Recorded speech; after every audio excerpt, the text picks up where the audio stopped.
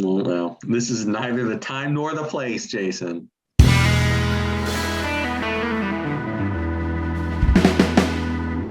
What's up, everybody? Welcome back to Listography. Jason, Joe, and Kramzer.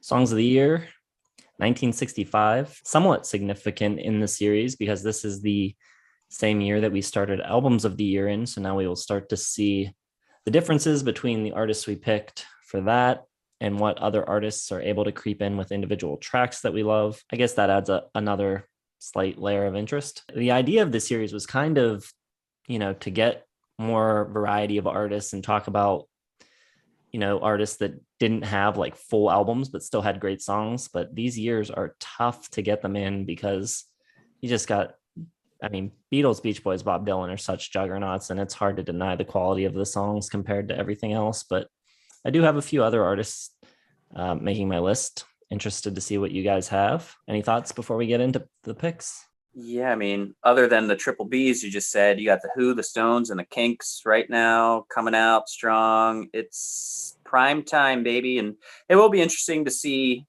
what album of the year winners from all of our catalogs will kind of, not now, but from now on, will kind of get into songs too. It could be stretches where none of the albums have songs, where almost entire albums have songs. It's going to be interesting. It's literally impossible. This is such a good year. Like, I have just tens across the board. I don't think I've had like 110 maybe this entire time. And like, I'm leaving off like perfect songs from my list because there's just no room. It's insane. The amount of crap we're going to get for leaving off songs is going to be just astronomical.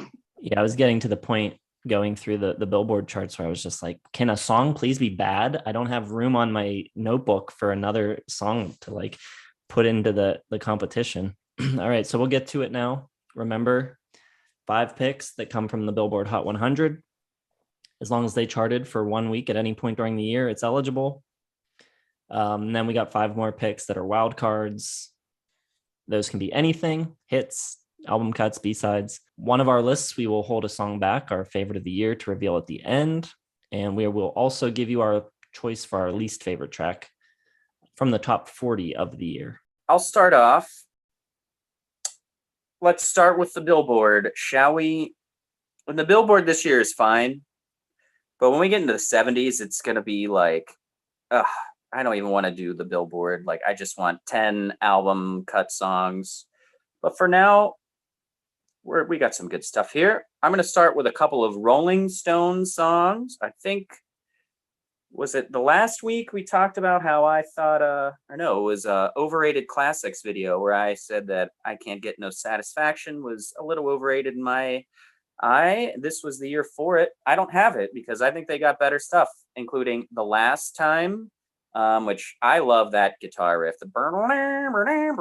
It's so catchy, and I think they probably weren't as good as writers as the Beatles, obviously, but I think Mick definitely had his own thing going here, and it stood out, including Get Off My Cloud. I love that track. Hey, You Get Off My Cloud. I love these just little guitar parts like the Charlie Watts, also one of the more underrated drummers of all time, including underrated drummers, and a great drum part here by Ringo for Ticket to Ride. Just love the kind of rhythm to this, and just a really lovely, not full-on rocker, but just, good rock pop by the Beatles here. I've also got Bob Dylan with Like a Rolling Stone from my album of the year, Highway 61. Amazing Americana rock and roll. That whole album is just stamped with that awesome, like, Southern honky folk sound. And then one that's not among my favorite artists ever, the Stones, Bob Dylan, or the Beatles. I'm going with Jackie DeShannon with What the World Needs Now Is Love. A really lovely song, very pretty, terrific arrangements with Burt Bacharach helping out, writing and arranging. And yeah, it's just a really awesome, like, Baroque kind of pop. I love it. This is so incredibly difficult, and it pains me to say it because I have 3 Bob Dylan penned songs on my top. I don't even like Bob Dylan yet. Here we are in 65. Now, number 5, a Bob Dylan song, but performed by the Byrds. I got Mr. Tambourine Man, which I think is the superior version. I love the Byrds. I love when the Byrds do Bob Dylan. I don't really like the Bob Dylan. Mr. Tambourine Man's okay too, but I really like the Byrds, the 12-string Rickenbackers, the harmonies ringing out. Speaking of Bob, I'm going to do Like Rolling Stone on my list as well. It's going to be number 4. There's nothing bad you can say about this song. It's a perfect 10. It's a perfect song. At one point in my life, I had it as the greatest rock and roll song of all time. Rolling Stone said that as well. It might be, but it's only good enough for 4th on the Billboards this year. Number 3, I'm going to go back to the Supremes. They had like 7 songs that I could have chosen from. I'm going to go with I Hear a Symphony from them. So many from them you could pick. I Hear a Symphony. I think Stop in the Name of Love was this year, and Back My Arms Again, just loaded with hits for them.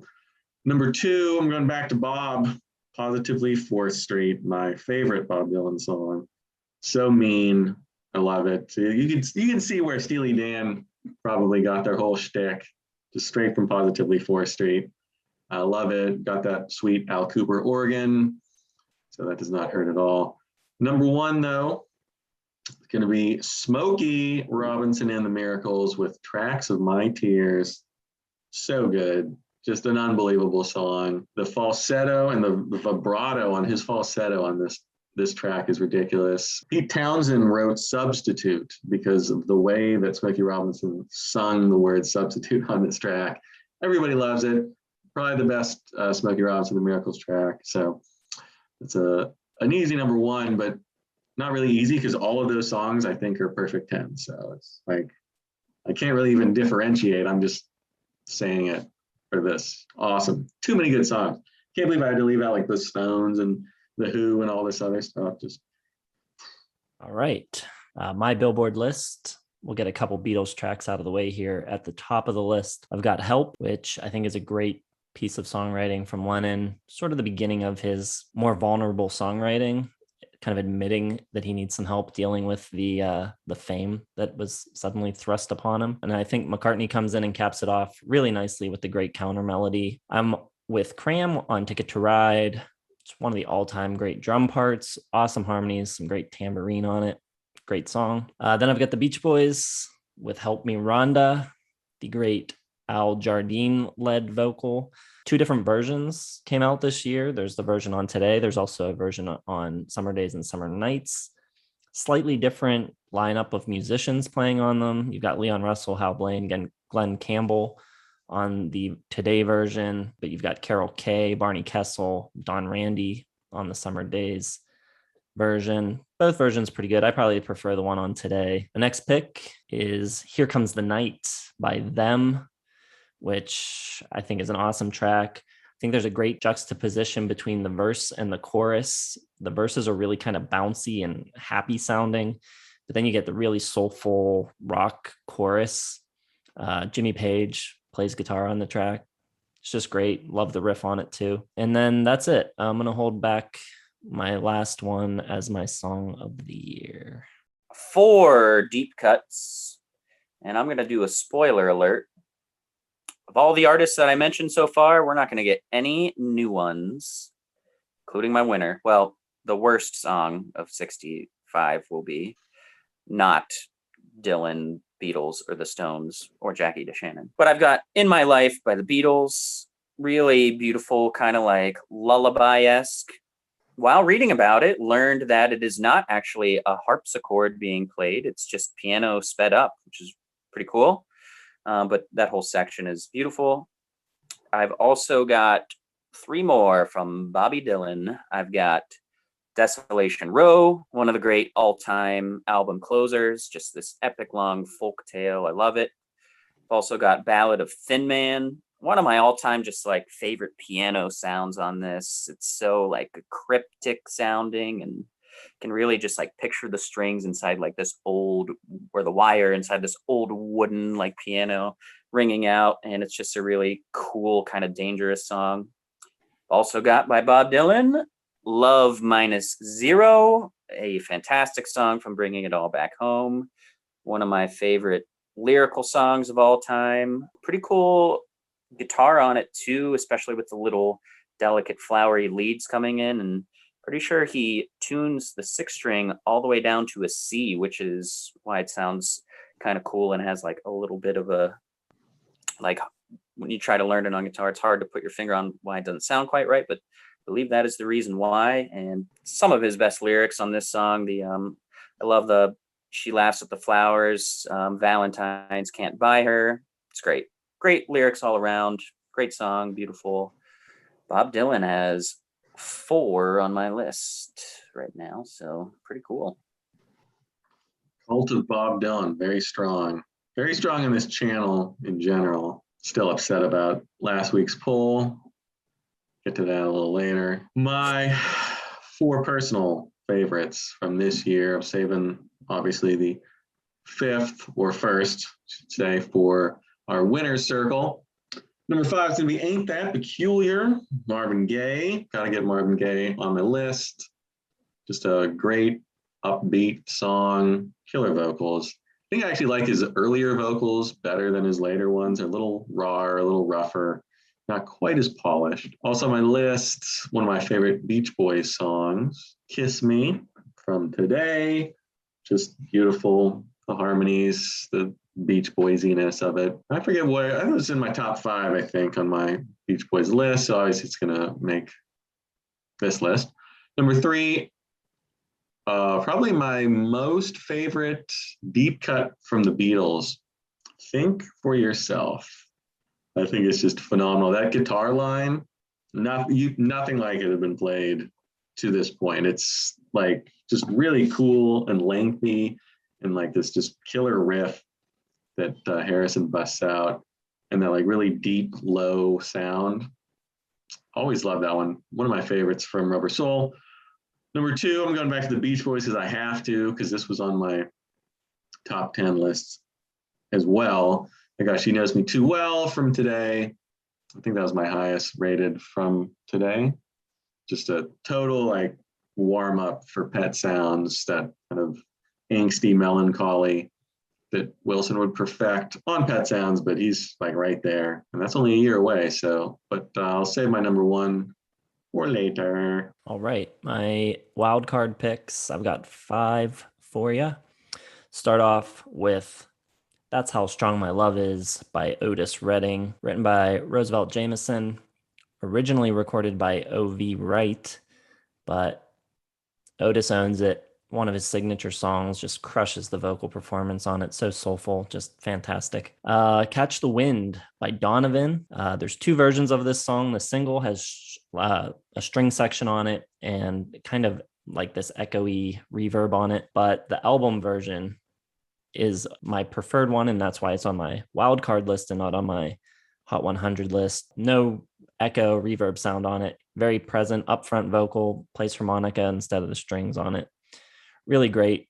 I think you could call Donovan maybe one of the first Dylan-esque artists. Really, really inspired by Dylan. You can tell his vocals are similar. He's kind of aiming for the same kind of lyrical style, I think. And he hung around with Dylan a lot too. So very obvious connection, but he had a lot of great songs of his own. I think he's fairly underrated. I've got another Beatles track, I've Just Seen a Face, which I think is great. The Beatles get in on the folk rock thing happening. They got a couple 12-string guitars on this track. McCartney's playing a nylon string guitar.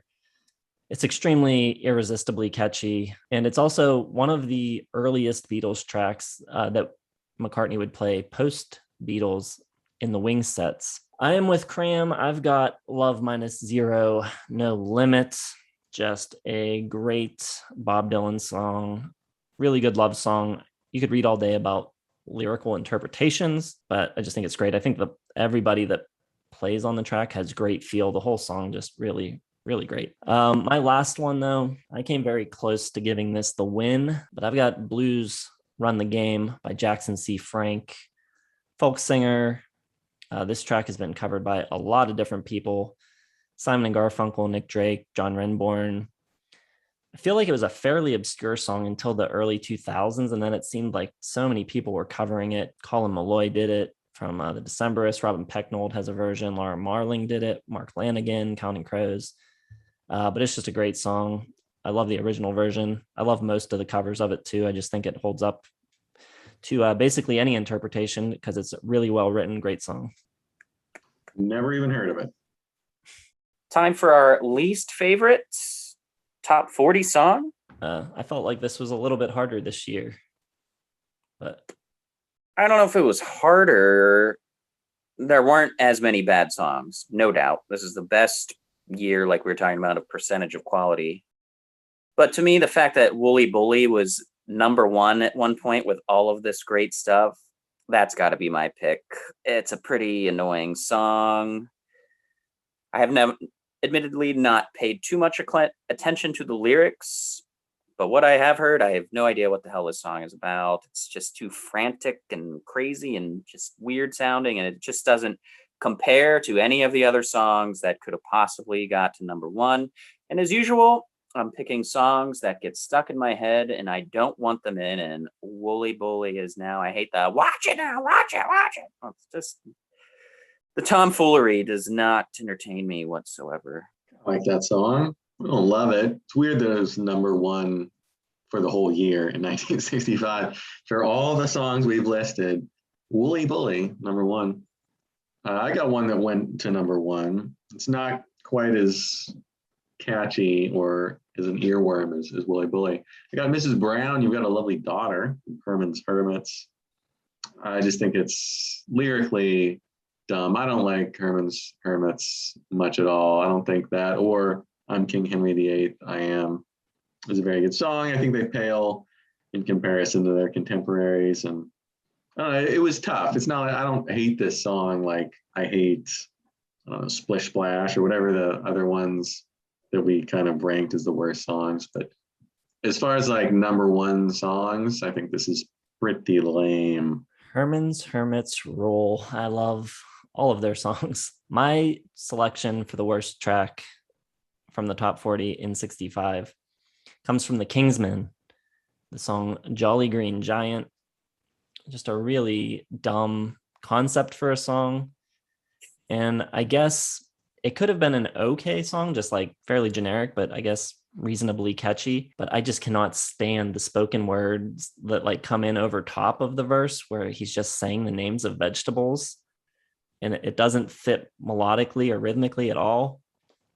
It's mixed really loud. It's so distracting when he just comes in like artichoke hearts. It's so weird and dumb. I hate it. Jason hates vegetables. You heard it here first. Carnivore Jr. is what we'll call you from now on. That song is so bad, it almost seems like it would be one that you like. So that surprises me. Whatever that means. We'll get to the picks for our winners now. Also, is this the third year in a row you've gone with songs about vegetables? It was the beans last week, right? Yeah, what was it before that? I don't think it was vegetable related in 63. No. If it's vegetables in 66, then yeah, you've got a bit of a problem there. All right. The winners. I can already tell from your previous lists that I'm going to win this week. I don't know what you have, but I got a lock. I won the poll last week as well. What's that make the score? You 3.5 to 3 to 2, I think, for me. Yes, you won last year. I'm looking forward to Imagine winning in 71 and We Are the World in 84. Can't believe it beat the Beach Boys. Times they are a-changing. Terrible. I blame Cramser for sabotaging me on that one. My winner is another Bob Dylan song, and it is She Belongs to Me from Bringing It All Back Home. Just a really, oh my God, this song is so subtly affectionate. Just like the detail in the way he's singing about whoever the hell it is just so touching. I think he sings it great. Some of the lyrics are great. Starts off great with that she's an artist. She don't look back. She's got everything she needs. Takes the dark out of the nighttime, paints the daytime black. It's got a great little pace to it. Those just the little leads in his songs from this era are so underrated and underappreciated, much like Love Minus Zero, just like those little like sliding, just are coming in like butterflies. It's so pretty. Oh my God, I love it. Yeah, like talks about willing to just like be outstanding, proud to steal anything for her that she sees. You wind up on your knees looking through a keyhole. It's just the imagery and just like the detail, and like it's these like just pieces of his memory and history in a relationship are so specific and just very charming. Immediately taken by this song when I heard it. Love it. Very narrowly beat Love Minus Zero. And I don't think that She Belongs to Me or Love Minus Zero was in my top 10 Dylan songs last summer, but I've been so into Dylan for the past year that I got shuffled around a lot. It would be completely different now, well, for the most part. But yeah, this is my winner. She Belongs to Me. Don't expect to win the poll, but I'm going with my heart and I don't care. So there we go. That's my winner. Well, I appreciate Crams are falling on his sword like that, nominating obscure Dylan songs. One of what, 5 this year? That's outrageous. I can't even deal with that. But my winner, Jason thinks he's gonna win this poll. Come on. I got the Beatles up top, my trump card. Come on. In My Life, you're gonna beat In My Life, Jason? I don't think so. There's no way, unless it's Bob Dylan again, because Bob Dylan wins everything. It's probably going to be like a Rolling Stone or something lame. Back to mine, In My Life, just a perfect song, literally a perfect song, probably their first perfect song. That harpsichord, fake harpsichord solo, so genius. Everything about it, just the quietly sort of deep lyrics. Just a real simple kind of, rhyme from Lennon on this. There's always been a debate between McCartney, whether he wrote the melody or not. He says he was inspired by Smokey Robinson and the Miracles. So maybe that's why I like it so much. But it's also possible that he's just saying that. I don't know. Nobody will probably ever figure that one out. But it's a perfect melody. It's really nice lyrics, just a really perfect song from the Beatles, kind of shows where they were going. And yeah, it's just a perfect song in a year of like 30 different perfect songs. Well, both of those selections by you are excellent songs that I love, but I'm going with the obvious choice and the correct choice. It's got to be Like a Rolling Stone. My winner in 64 was The Times They Are A-Changin', and in 65, he changes them on his own by making this song. Books have been written about just this one song. Really a total game changer. I love the mix on it. I love all the playing on it. Al Cooper, just incredible organ work on it. Wasn't even really supposed to be the one playing the organ, but he kind of just walked out into the studio and started playing it. And then on the playback, Dylan just kept insisting that they turn the organ up and up, and it's incredible. I love it. And then that doesn't even really get into all the lyrics, which are just phenomenal. So one of the great songs of all time. If Al Cooper wasn't there with the organ, nobody would be talking about that song. It's the best part. Literally the best part is Al Cooper sneaking into the studio and doing that amazing. And I totally agree. It's one of the greatest songs of all time. But it wouldn't be without that organ.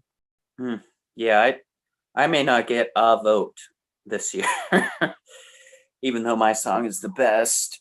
Although I did have both of your tracks nominated. So next year, 66, we all know what's coming. So it'll be like the end of Apollo 13 when you're like, oh my God, I hope they get back to Earth. Do they? I don't know. No. Joe, you act like you hate Dylan, but I guarantee he makes your top 100 artists when we do that. Just because you will not be willing to take the heat from people being like, I can't believe you don't like Dylan. So and I went back this week actually, because there was so much Dylan on my list. I was like, am I missing something? And no, I still just can't stand most of his work. Does nothing for me. Other than the tracks basically I mentioned today. I don't know. If I had to go back and do the 65 albums, I would also take off Highway 61 Revisited. There's much better. I don't know. There's something about him. I don't want to get into it now, but we'll get into it later. We need a Dylan some kind of Dylan themed episode. I mean, you're certainly not the first person to have said that they don't like Bob Dylan's voice. So, I mean, that's Nothing fine. to do with his voice. Nothing to do with his voice at all. I can't understand how you could like Positively 4th Street so much and not love Blonde on Blonde. It makes no sense to me. Well, this is neither the time nor the place, Jason. Even though I keep bragging on Bob Dylan throughout the episode, I don't want to hear any rebuttals from you guys. Just going to take my shots and walk away. All right. So everyone knows what to do in the comments. Thanks for watching, everybody. Be sure to hit the like button, subscribe to the channel if you have not subscribed yet, hit the bell for notifications, check the description, links to all of our social media accounts down there, as well as our website. You can follow the link there to vote on which of our songs of the year is your favorite. And there will also be playlists of all of our selections for you to check out. We will see you in the next one. Thanks for watching.